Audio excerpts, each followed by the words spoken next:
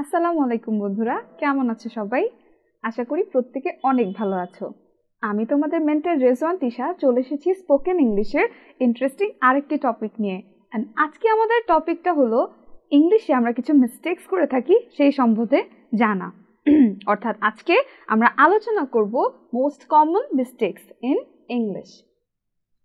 আমরা প্রতিদিন সবার সঙ্গে নানা রকম কথাবার্তা বলে থাকি, কিছু বাংলায় কিছু ইংলিশে, কিন্তু যখন আমরা ইংলিশে কনভারসেশনে যাই তখন দেখা গেছে কিছু কিছু বিষয় আমরা জানতে বা অজান্তে মিস্টেক্স করে বসি। অ্যান্ড আজকে আমরা সেই ছোট ছোট মিস্টেক্সগুলো দেখে নিব এবং ওগুলো যেন আর না হয়, অর্থাৎ ওগুলোর সলিউশন কি সেই সম্বন্ধে জেনে নিব।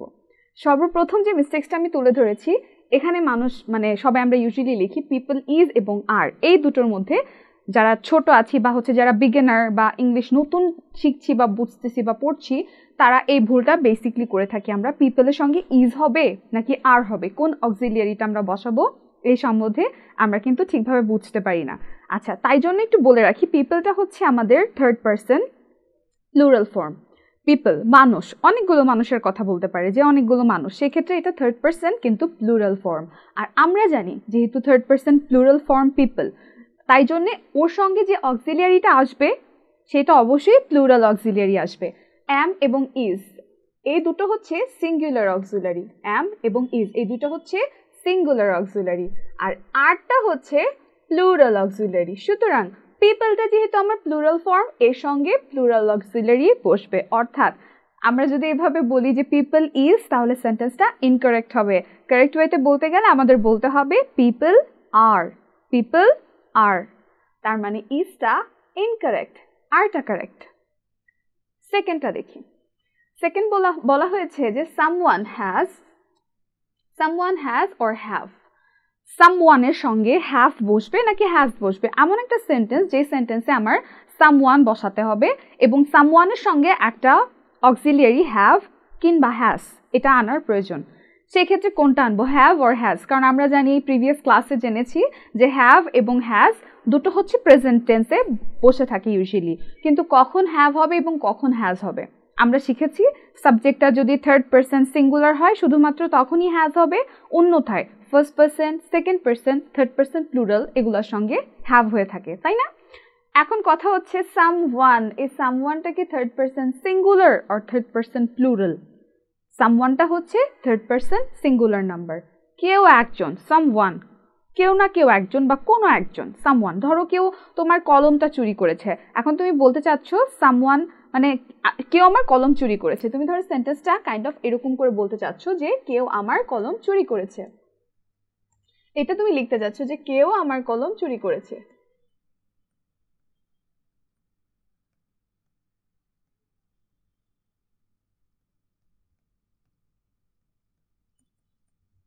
সেই ক্ষেত্রে তোমার সাবজেক্ট পিক করতে হবে সামওয়ান। এখন কথা হচ্ছে সামওয়ান হ্যাভ অর হ্যাজ। যেহেতু বললাম একটু আগে যে সামওয়ানটা হচ্ছে আমার থার্ড পারসন সিঙ্গুলার নাম্বার, তাই জন্য সামওয়ানের সঙ্গে অলওয়েজ হ্যাজ বসে থাকে প্রেজেন্টের ক্ষেত্রে। পাস্টের ক্ষেত্রে কিন্তু হ্যাড হবে, কিন্তু প্রেজেন্ট নিয়ে যখন কথা বলবো তখন হ্যাভ এবং হ্যাজ এই দুটোর মধ্যে আমার সব সামওয়ানের সঙ্গে অলওয়েজই হ্যাজ বসে থাকে, তাই জন্য আমার লিখতে হবে সামওয়ান হ্যাজ। আর যেহেতু চুরি করেছে বলেছি, আমি বলিনি যে করে, কেউ আমার কলম চুরি করে, কেউ আমার কলম চুরি করে এটা বলিনি, আমি বলেছি কেউ আমার কলম চুরি করেছে। সুতরাং আমার প্রেজেন্ট পারফেক্ট টেন্সের সাহায্য নিয়ে সেন্টেন্সটা তৈরি করতে হবে। তাহলে কি লিখবো, someone has stolen my pen, stolen my pen, someone has. সুতরাং এখানে যদি বলি someone has or has, have or has, তাহলে কোনটা কারেক্ট হবে, হ্যাজটা কারেক্ট এবং হ্যাভটা ইনকারেক্ট। চলো এবার 3 নম্বর সেন্টেন্সটার দিকে তাকানো যাক। 3 নম্বরে বলা হয়েছে এভরিবডি ইজ অর আর, কোনটা কারেক্ট হবে? এভরিবডির সঙ্গে ইজ বসে নাকি এভরিবডির সঙ্গে আর বসে থাকে? আমরা একটু আগে যেমন জেনেছি সামবডি কিংবা সামওয়ান এগুলো হচ্ছে থার্ড পারসন সিঙ্গুলার নাম্বার, ঠিক একইভাবে এভরিবডি এবং এভরিওয়ান এগুলো হচ্ছে third person singular number. Everybody মানে প্রত্যেক, আমরা এভরিবডি বলতে সবাই বুঝি না, এভরিবডি বলতে বোঝায় প্রত্যেক, মানে প্রতি একজন, তার মানে একজনের কথা বলা হচ্ছে, প্রতি একজন, তার মানে এটা হচ্ছে থার্ড পারসন সিঙ্গুলার নাম্বার। যেহেতু এটা থার্ড পারসন সিঙ্গুলার নাম্বার, তাহলে এটা কি বসে থাকবে? আমরা জানি ইজ হচ্ছে সিঙ্গুলার অক্সিলিয়ারি, আর হচ্ছে প্লুরাল, তাহলে সামবাডি, এভরিবাডি এগুলোর সাথে অলওয়েজই সিঙ্গুলার অক্সিলারি বসে থাকে। তার মানে এভরিবাডি ইজটা হবে কারেক্ট, আরটা হবে incorrect. Everybody is making noise, সবাই শব্দ করছে, প্রত্যেকে শব্দ করছে বা ক্লাসে প্রত্যেকে চিল্লাচিল্লি করছে, তাহলে কি হবে এভরিবাডি ইজ মেকিং নয়েজ। আচ্ছা, এরপরে দেখো 4 নাম্বারটা, হু আই অ্যাম, প্রথমটা বলেছি হু আই অ্যাম, পরেরটা হচ্ছে হু এম আই, আর লাস্টে কোয়েশ্চেন মার্ক। দুটো সেন্টেন্সে লিখেছি, দুটো সেন্টেন্সের মাঝে কিন্তু লাস্টে দেখতে পাচ্ছি আমরা একটা কোয়েশ্চেন মার্ক আছে, অর্থাৎ এটা কিন্তু একটা ইন্টারোগেটিভ ফরম্যাটে সেন্টেন্সটা তৈরি করা হয়েছে। মানে আমি কে, আমি অ্যাকচুয়ালি কে, যে হু আমি মানে প্রথমটা লিখেছি হু আই অ্যাম, পরেরটা লিখেছি হু অ্যাম আই। এখন কথা হচ্ছে এই দুইটার মধ্যে কোনটা কারেক্ট, এইটা নাকি এইটা। তো আমরা এর আগে ইন্টারোগেটিভের একটু প্যাটার্নটা সম্বন্ধে জেনে যাই। একটা ইন্টারোগেটিভ সেন্টেন্স ইউজুয়ালি কিভাবে তৈরি করে। ইন্টারোগেটিভ সেন্টেন্সে সবার আগে WH কোয়েশ্চেন লিখে তারপরে লিখতে হয় অক্সিলিয়ারি, কিন্তু কেউ যদি আগে WH কোয়েশ্চেন তারপরে যদি সাবজেক্ট লিখে ফেলি তাহলে কিন্তু ওইটা ইন্টারোগেটিভ সেন্টেন্সের প্যাটার্নে আসলো না। সেই ক্ষেত্রে আমি যদি আমার সেন্টেন্সটাকে ইন্টারোগেটিভ অর্থাৎ প্রশ্ন করার জন্য তৈরি করতে চাই যে আমি কে, হু এম আই, সেক্ষেত্রে হু আই অ্যাম যদি বলে থাকি তাহলে এটা ইনকারেক্ট সাউন্ড করবে। তাহলে আমার এই প্যাটার্ন, মানে এই প্যাটার্নটা যদি আমরা ফলো করি, আগে WH কোয়েশ্চেন, এই যে WH কোয়েশ্চেন, তারপরে অক্সিলিয়ারি, যেহেতু এখানে সাবজেক্ট বসানো হয়েছে তার মানে এই সেন্টেন্সটা ইনকারেক্ট। WH কোয়েশ্চেন, অক্সিলিয়ারি, তারপরে গিয়ে বসবে হচ্ছে সাবজেক্ট। WH কোয়েশ্চেন, তারপর হচ্ছে একটা অক্সিলিয়ারি লাগবে, এই যে সেই অক্সিলিয়ারিটা, এবং সাবজেক্ট এবং লাস্টে যে কাজটা করতে হবে ইন্টারোগেটিভ সেন্টেন্সে কোয়েশ্চেন মার্ক, এই যে কোয়েশ্চেন মার্ক। তার মানে যেটা আমি বুঝতে পারলাম, আমাদের যদি এখন বলা হয় যে এই দুটো সেন্টেন্সের মধ্যে কোনটা কারেক্ট, অবশ্যই আমরা চোখ বন্ধ করে বলবো হু এম আই, এটা হচ্ছে কারেক্ট। যদি বলা হয় প্রশ্ন করার ক্ষেত্রে হু আই অ্যাম, তাহলে কিন্তু হলো না, হু এম আই, আমি কে। তারপরে আমরা 4 নাম্বার সেন্টেন্সটার দিকে একটু লক্ষ্য করি। এখানে বলা হয়েছে you are happy question mark, পরেরটায় বলা হয়েছে are you happy question mark. এখানেও কিন্তু দুটো মানে একটা কারেক্ট এবং একটা ইনকারেক্ট সেন্টেন্স লেখা হয়েছে। এখন উপরের এই জিনিসটা যদি তোমরা যদি বুঝে থাকো বা এই জিনিসটা যদি একটু তোমরা ক্লিয়ার হয়ে থাকো তাহলে এটার অ্যান্সার তোমরা খুব ইজিলি বুঝতে পারবে যে কোনটা কারেক্ট। যেহেতু বুঝতেই পারছো কোয়েশ্চেন মার্ক আছে, তার মানে এটা কিন্তু একটা ইন্টারোগেটিভ সেন্টেন্সের প্যাটার্নে সেন্টেন্সটা তৈরি করতে হবে, অর্থাৎ প্রশ্ন করতে হবে যে তুমি কি সুখী বা তুমি সুখী আছো তো, আর ইউ হ্যাপি। আমরা যদি বলি ইউ আর হ্যাপি তাহলে সেন্টেন্সটা বলে ইন্টারোগেটিভের প্যাটার্নে হবে না, মনে হবে যে তুমি সুখী, তখন কিন্তু একটা নর্মাল অ্যাসার্টিভ ফরম্যাটে সেন্টেন্সটা চলে আসবে। কিন্তু তুমি যখন প্রশ্ন করতে যাবে তখন কিন্তু তোমার ওই অ্যাসার্টিভ ফরম্যাটে তুমি সুখী এভাবে বলে চলবে না, তুমি কি সুখী, এই তুমি কি সুখী আনতে হলে আমার কি করতে হবে, ইন্টারোগেটিভের প্যাটার্নে কোয়েশ্চেনটা করতে হবে। আর ইন্টারোগেটিভ প্যাটার্নে কোয়েশ্চেন করতে হলে এই যেটা বলেছিলাম, একটা WH কোয়েশ্চেন যদি থাকে তাহলে দিব, আর যদি না থাকে সেই ক্ষেত্রে WH কোয়েশ্চেন বাদে কি বসবে, অক্সিলিয়ারি বসবে, অক্সিলিয়ারির পরে বসবে সাবজেক্ট। এই যে দেখো, এই যে অক্সিলিয়ারি তারপরে সাবজেক্ট, এখানে কিন্তু আগে সাবজেক্ট আছে তারপরে অক্সিলিয়ারি আছে। এই প্যাটার্নটা কিন্তু ইউজুয়ালি হচ্ছে অ্যাসার্টিভের প্যাটার্ন, এন্ড এই যে লাস্টে যে প্যাটার্নটার কথা বললাম এটা হচ্ছে ইন্টারোগেটিভের প্যাটার্ন। যদি এরকম হতো আমি প্রশ্ন করছি না, নর্মাল সেন্টেন্সে কথা বলতে চাচ্ছি, তাহলে এই সেন্টেন্সটা আমরা বলতে পারতাম কারেক্ট। কিন্তু যখন আমরা প্রশ্ন করব সেই ক্ষেত্রে কিন্তু এই সেন্টেন্সটা আমাদের কারেক্ট ফরম্যাটে নেই, এইটা কারেক্ট ফরম্যাটে আছে, এইটা তখন ভুল বলে কাউন্ট করা হবে। ওকে, তো এবার আসলে এই সেন্টেন্সটার দিকে লক্ষ্য করি। He speak well, he speaks well, কোনটা কারেক্ট হবে? He speak well, he speaks well. এটা কিন্তু খুব সহজ একটা বিষয় তুলে ধরেছি, কিন্তু এই মিস্টেক্সটা আমরা অনেকেই করে থাকি। আমরা যখন ইউজুয়ালি সিম্পল প্রেজেন্ট টেন্সে কথা বলতে যাব, অর্থাৎ প্রেজেন্ট ইনডিফিনিট যেটাকে বলে, সেই ক্ষেত্রে আমার সাবজেক্টটার দিকে একটু লক্ষ্য রাখতে হবে। সাবজেক্টটা যদি আমার থার্ড পারসন সিঙ্গুলার নাম্বার হয়ে থাকে, আমি আরেকটাবার বলছি, সবাই একটু মনোযোগ দিয়ে বুঝি। এই যে সাবজেক্টটা যদি আমার থার্ড পারসন এবং সিঙ্গুলার ফর্ম হয়ে থাকে, আর সেন্টেন্সটাকে যদি আমি প্রেজেন্ট ইনডিফিনিট ফর্মে বলতে চাই, অর্থাৎ সিম্পল প্রেজেন্ট টেন্সে বলতে চাই, যে এখানে বলা হয়েছে যে সে হি স্পিক্স ওয়েল, সে খুব ভালোভাবে কথা বলে বা সে খুব ভালো বলে, সেই ক্ষেত্রে এই যে আমরা নর্মাল একটা সিম্পল প্রেজেন্ট টেন্সে কথা বলতে চাচ্ছি, তাই জন্য অবশ্যই আমার সাবজেক্টের দিকে তাকাতে হবে। সাবজেক্টটা যেহেতু আমার থার্ড পারসন সিঙ্গুলার নাম্বার, তাই জন্য মেন ভার্ব যদি বসাই তার সঙ্গে একটা অতিরিক্ত এস বসাতে হবে। যেহেতু এখানে বসানো হয়নি এসটা, তার মানে স্পিক হবে না, he speaks well, he speaks well. যদি বলা হয় সে স্কুলে যায়, he goes to school, he go to school হবে না, কিন্তু হি গোজ টু স্কুল। আর যখন বলা হবে যে এরকম সে খুব ভালো কথা বলে বা সে খুব ভালো বলে, সেক্ষেত্রে কি হবে, হি স্পিক্স ওয়েল। ওকে, এরপরে I am read book, I read a book. আমাদের মধ্যে অনেক ছোট্ট বন্ধুরা আছো যারা হচ্ছে নতুন নতুন ইংলিশ সে একটা সেন্টেন্স তৈরি করতে শিখছো, বা নতুন নতুন করে হচ্ছে প্যারাগ্রাফ বা হচ্ছে একটা কি বলে প্যাসেজ পড়তে চাচ্ছ, বা নিজে নিজে কিছু একটা লিখতে যাচ্ছ।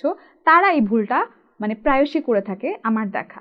সেটা হচ্ছে তারা যখন একটা সিম্পল প্রেজেন্ট টেন্স লিখবে সেই ক্ষেত্রে অক্সিলিয়ারি এবং মেন ভার্ব দুটোকে পাশাপাশি বসিয়ে লিখে ফেলে। যেমনটা এই সেন্টেন্স আমি আপনাদেরকে দেখিয়েছি যে I am read book, I read a book. আমরা জানি যে সিম্পল প্রেজেন্ট টেন্সের ক্ষেত্রে অলওয়েজ একটা মাত্র ভার্ব বসে থাকে, একটা মাত্র ভার্ব বসে।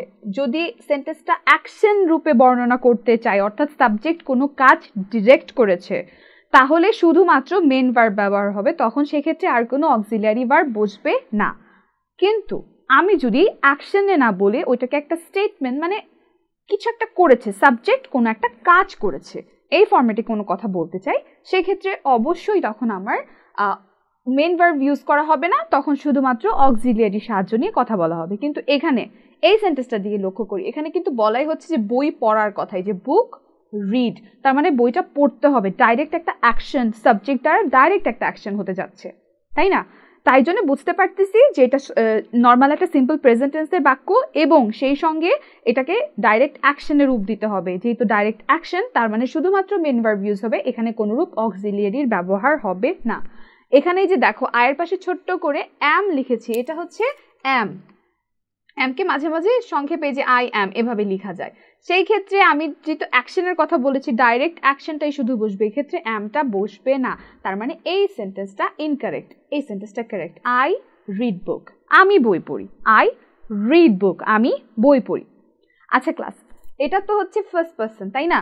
এখন যদি ধরো এখানে আমি লিখতাম যে শি, কিংবা কোনো একটা ব্যক্তির নাম বলতাম, ধরো বললাম যে নূপুর, সেই ক্ষেত্রে এই যে রিড, এই রিডটা কি ঠিক হতো নাকি ইনকারেক্ট হতো? ধরো নূপুর রিড বুক, সেই ক্ষেত্রে কিন্তু সেন্টেন্সটা আবার ইনকারেক্ট হয়ে যেত।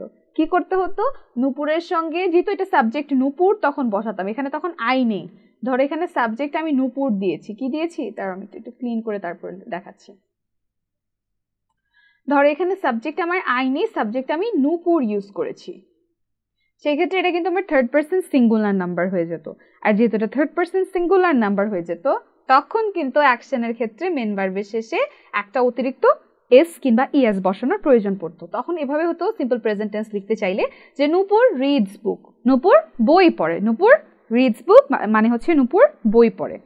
আর যদি আই বলি, আইয়ের ক্ষেত্রে আর অতিরিক্ত এস আনার কোনো দরকার নেই, বিকজ আইটা হচ্ছে আমার ফার্স্ট পার্সন, তাই জন্য আমার অতিরিক্ত এস আনার কোনো প্রয়োজন নেই। বাট এমও কিন্তু লেখা যাবে না, তাই না?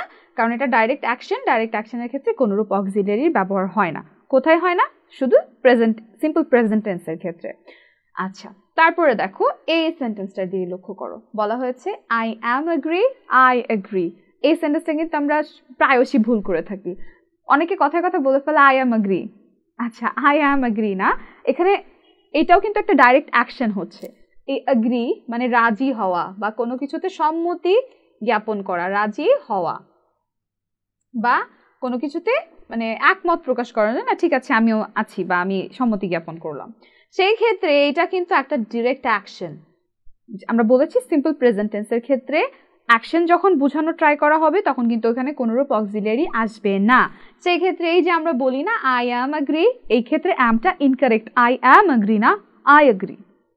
ঠিক আছে, আই অ্যাম এগ্রি বলা যাবে না, এটা বললে ইনকারেক্ট সেন্টেন্স হয়ে যাবে। তখন বলতে হবে I agree, I agree with you, আমি তোমার সঙ্গে একমত। আই এগ্রি উইথ ইউ, আমি তোমার সঙ্গে একমত। ওকে, এবার এই সেন্টেন্সটার দিকে লক্ষ্য করি, বলা হয়েছে উই ওয়ার 10 পিপল, আর এখানে বলা হয়েছে দেয়ার ওয়ার 10 অফ আস।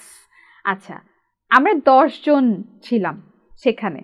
কথাটা যদি এভাবে বলতে যাই যে আমরা সেখানে 10 জনের মতন ছিলাম, আমরা কিন্তু তখন প্রায়শই এই কথাটা ভুলে বলে ফেলি যে উই ওয়ার 10 পিপল। এটা কিন্তু বলবো না, আমরা এই সেন্টেন্সটাকে একটু সুন্দর করে যে দেয়ার ওয়ার, সেখানে ছিলাম, দেয়ার ওয়ার 10 পিপল বা 10 অফ আস, পিপলটা ইউজ করবো না, দেয়ার ওয়ার 10 অফ আস, আমাদের মধ্যে সেখানে 10 জন ছিলাম, আমরা সেখানে 10 জন উপস্থিত ছিলাম। There were 10 of us, there were 10 of us. আচ্ছা, তো চলো পরবর্তী সেন্টেন্সগুলো দেখি, যে মিস্টেক্সগুলো ইউজুয়ালি আমরা করে থাকি ডেইলি। এখানে লেখা হয়েছে she is good in math, she is good at math. আচ্ছা, একটা মেয়ে যে কিনা গণিতে বেশ ভালো, এই বিষয়টাকে তুমি কিভাবে বলবা? এখানে কিন্তু প্রিপোজিশনের ক্ষেত্রে একটু ভুল করা হয়েছে। এখানে একটা হচ্ছে ইন এবং একটা হচ্ছে অ্যাট, বাদ বাকি অক্সিলিয়ারি বা অন্য কোনো কিছু সবকিছুরই ঠিক আছে। জাস্ট একটা সেন্টেন্সে ইন লেখা হয়েছে, আরেকটা সেন্টেন্সে অ্যাট লেখা হয়েছে। কোনটা কারেক্ট? সেটা হচ্ছে যখন আমরা কোনো ব্যক্তির কোনো একটা দক্ষতার ক্ষেত্রে, মানে কোনো একটা এবিলিটিকে বলবো যে সে এইটাতে ভালো, পারদর্শী, এই রকম বিষয়গুলো যখন বলবো তখন আমরা ইউজুয়ালি ইন প্রিপোজিশনটা ইউজ না করে অ্যাট প্রিপোজিশন ইউজ করি। ধরো কেউ তোমাদের মধ্যে আছে যারা কিনা ইংলিশে বেশ দক্ষ, বা ম্যাথ খুব ভালো পারে, বা বায়োলজি বা হচ্ছে কি বলে বাংলা সেকেন্ড পেপারের গ্রামারটা খুব ভালো বুঝতে পারে। সেই ক্ষেত্রে তুমি কোন প্রিপোজিশন ইউজ করবে? She is very good, in বলা যাবে না, at. She is very good at math, she is very good at English. ঠিক আছে?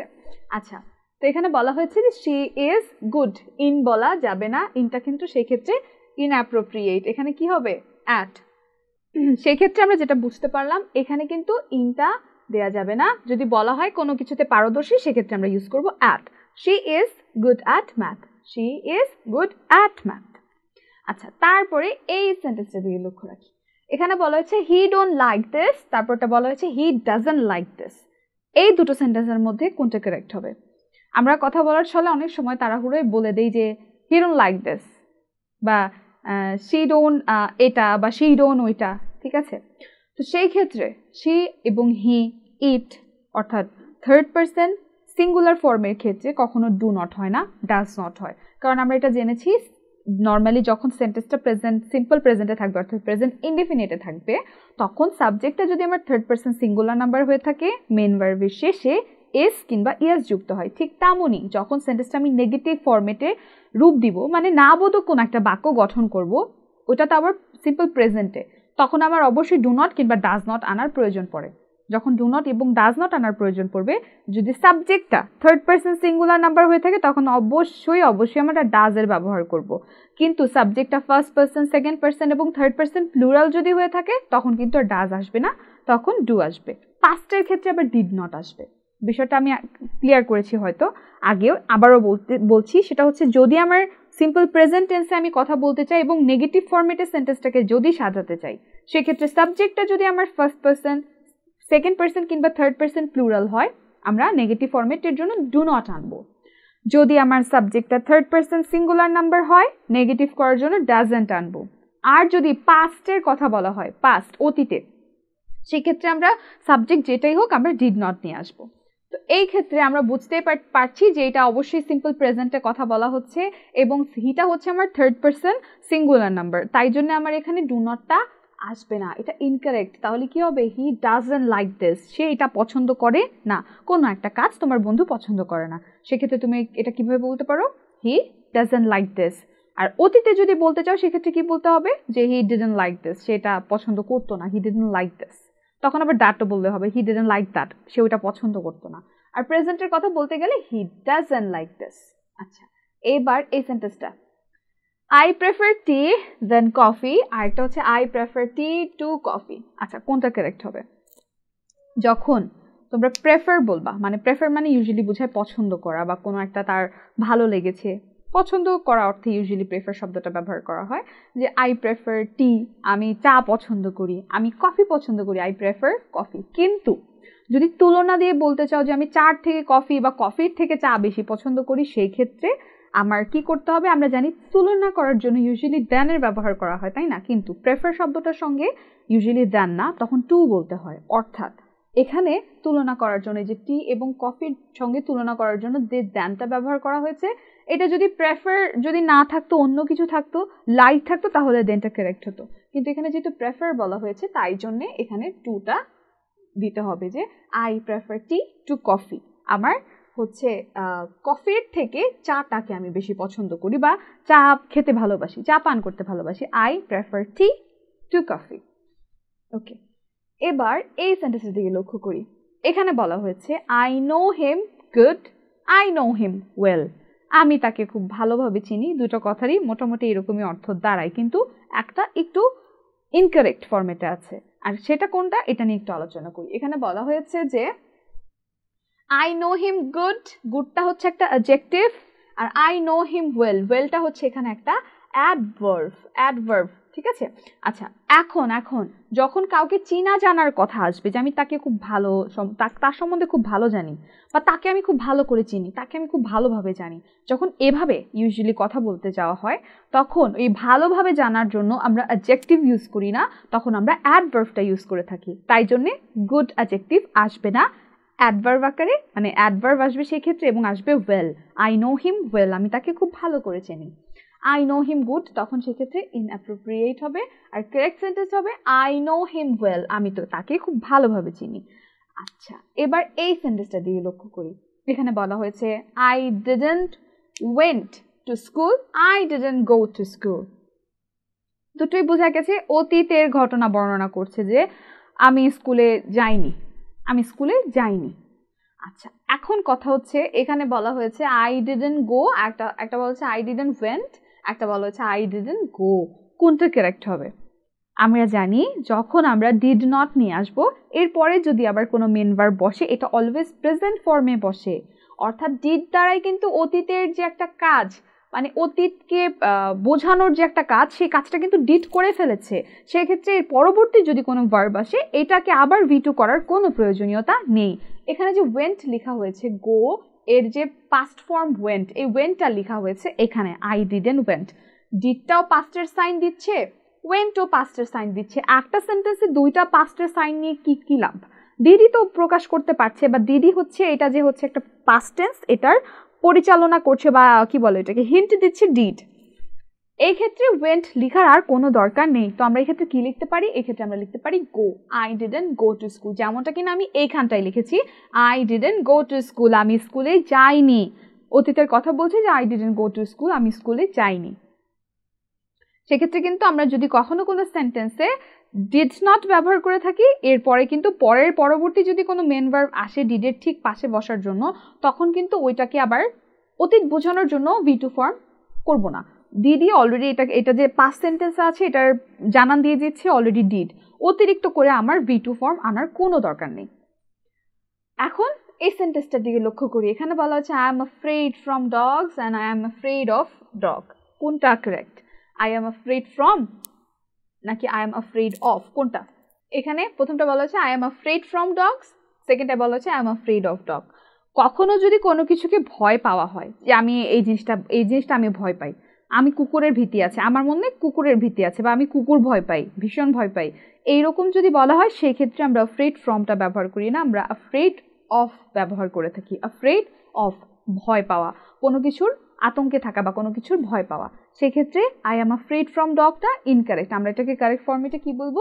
I am afraid of dog. সেক্ষেত্রে এই যে আই অ্যাম অ্যাফ্রেড ফ্রম, এটা ইনকারেক্ট, এটা কারেক্ট ফর্ম হচ্ছে I am afraid of dog. আচ্ছা, এবার এই সেন্টেন্সটার দিকে লক্ষ্য করি। বলেছে I am interested about this, I am interested in this. একটাতে প্রিপোজিশন ব্যবহার করা হয়েছে অ্যাবাউট, আরেকটাতে প্রিপোজিশন ব্যবহার করা হয়েছে ইন। আচ্ছা, কোনো কিছু সম্বন্ধে না, কোনো কিছুতে ইন্টারেস্টেড বুঝায় যদি, সেই ক্ষেত্রে বা কোনো কিছুতে আগ্রহ আছে, সেই ক্ষেত্রে ইন্টারেস্টেড ইন হয়। ইন্টারেস্টেড অ্যাবাউট লিখবো না। কোনো কিছুতে আগ্রহ, যেমন তুমি গান শোনায় অনেক আগ্রহ, গান গাইতে আগ্রহ, নাচতে আগ্রহ, আঁকা আঁকিতে আগ্রহ, তাহলে আমরা বলবো ইন্টারেস্টেড ইন, নট অ্যাবাউট। কোনো কিছু সম্বন্ধে যদি হয়ে থাকে সেই ক্ষেত্রে তুমি অ্যাবাউট বলতে পারো, কিন্তু কোনো কিছুতে ইন্টারেস্ট আছে সেই ক্ষেত্রে বলতে পারো আই হ্যাভ ইন্টারেস্ট, কিংবা I am interested in. I have interest in কিংবা আই অ্যাম ইন্টারেস্টেড ইন। এখানে যেহেতু লিখেছি আই অ্যাম ইন্টারেস্টেড অ্যাবাউট, সেই ক্ষেত্রে এই সেন্টেন্সটা একটু ইনকারেক্ট। এখানে কারেক্ট সেন্টেন্সটা হবে I am interested in this, এইটাতে আমার আগ্রহ আছে, বা আমি এটাতে অনেক বেশি আগ্রহী।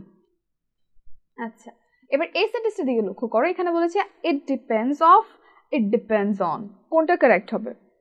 কোনো কিছুর উপর যদি নির্ভরশীলতা বোঝায়, যে আমি এটার উপর নির্ভর হয়ে আছি, সেই ক্ষেত্রে, বা কোনো কিছুর উপর নির্ভর হয়ে আছে, নির্ভরতা বিষয়টা যদি বোঝানো হয়, সেই ক্ষেত্রে ডিপেন্ডস অফ হবে না, ডিপেন্ডস অন। সাবজেক্টটা যদি থার্ড পারসন সিঙ্গুলার হয়ে থাকে তখন ডিপেন্ডস অন, অর্থাৎ যদি শুধুমাত্র সাবজেক্টটা থার্ড পার্সন সিঙ্গুলার হলেই ডিপেন্ডস অন হবে, আর যদি সাবজেক্টটা থার্ড পার্সন সিঙ্গুলার না হয়ে ফার্স্ট পার্সন, সেকেন্ড পার্সন আর থার্ড পার্সন প্লুরাল হয় তখন ডিপেন্ড অন। যেহেতু এখানে বলেছে ইটটা আমার হচ্ছে থার্ড পার্সন সিঙ্গুলার নাম্বার, তাই জন্য ডিপেন্ডস হয়েছে, আর ডিপেন্ডসের সাথে ইউজুয়ালি অফ হয় না, হয় হচ্ছে অন। ইট ডিপেন্ডস অন, এটা সময়ের উপর নির্ভর করে যদি বলতে যাও যে হ্যাঁ আসবো, কিন্তু সিচুয়েশন বা পরিস্থিতির উপর নির্ভর করে আমার আশাটা পরিস্থিতির উপর নির্ভর করে, সেক্ষেত্রে তুমি বলতে পারো it depends on the situation, এটা সময় বা পরিস্থিতির উপর নির্ভর করে, ইট ডিপেন্ডস অন। ওকে, এবার লাস্ট এই সেন্টেন্সটা, এখানে বলা হয়েছে there are so many dust on the table, আরেকটা বলা হয়েছে there is so much dust on the table, কোনটা কারেক্ট হবে? আচ্ছা, মেনি এবং মাছ দুটোর অর্থই কিন্তু মানে কাইন্ড অফ কাছাকাছি, মেনিও মানে অনেক, মাছও মানে অনেক, কিন্তু মেনি ইউজুয়ালি যেই নাউনগুলো বা সাবজেক্ট যদি কাউন্টেবল বা ধরা যায় এরকম টাইপের বিষয়গুলো যখন তুমি অনেক বোঝানোর জন্য বসানোর প্রয়োজন পড়বে মেনি এবং মাছ, সেক্ষেত্রে মেনিটা বসাবা। যদি কখনো এরকম কিছু বসে যে হচ্ছে মানে এটা কাউন্টেবল না, আনকাউন্টেবল, এরকম ধরনের কোনো বিষয়গুলো যখন বোঝানোর জন্য মেনি এবং মাছের ব্যবহার করা হবে, সেই ক্ষেত্রে তখন তোমার মাছ ব্যবহার করা হবে। কিন্তু যেটা কাউন্টেবল হবে, কাউন্ট করা যাবে, এরকম ধরনের জিনিসগুলো বা এই ধরনের নাউনগুলো বর্ণনা করার জন্য আমরা মেনি ব্যবহার করা হয়ে থাকে। যেমন হচ্ছে মেনি বুকস, যদি বই গোনা যায় সেক্ষেত্রে মেনি বুকস, কিন্তু যেই জিনিসগুলো গোনা যাবে না, জ্ঞান, সেক্ষেত্রে মাচ নলেজ। জ্ঞানের ক্ষেত্রে কিন্তু মেনি নলেজ বলা যাবে না, জ্ঞান তো কাউন্ট করা যাচ্ছে না, সেক্ষেত্রে জ্ঞানের ক্ষেত্রে কি হবে? নলেজ। নলেজের ক্ষেত্রে কিন্তু তুমি মেনি ব্যবহার করতে পারবে না, বেশি জ্ঞান আছে, এই ক্ষেত্রে বোঝানোর জন্য আমরা বলতে পারি মাচ নলেজ, তার এই সম্বন্ধে অনেক জ্ঞান আছে, হি হ্যাজ মেনি নলেজ না, he has much knowledge about this, এই সম্বন্ধে তার অনেক জ্ঞান আছে। সুতরাং এখানে ধুলার কথা বলেছে, বালু, ময়লা, ধুলা, ধুলাবালি, এই ক্ষেত্রে এগুলো তো ইউজুয়ালি কাউন্ট করা যায় না, কাউন্ট করা যায় না, সেই ক্ষেত্রে আমরা কি করে থাকবো? বলা হচ্ছে দেয়ার are so many dust, মেনিটা inappropriate, সেই সঙ্গে আরটাও দিব না, এখানে হবে there is, এখানে আছে there is so much dust on the table, এখানে অনেক, এই টেবিলটার উপরে অনেক ময়লা, there is so much dust on the table।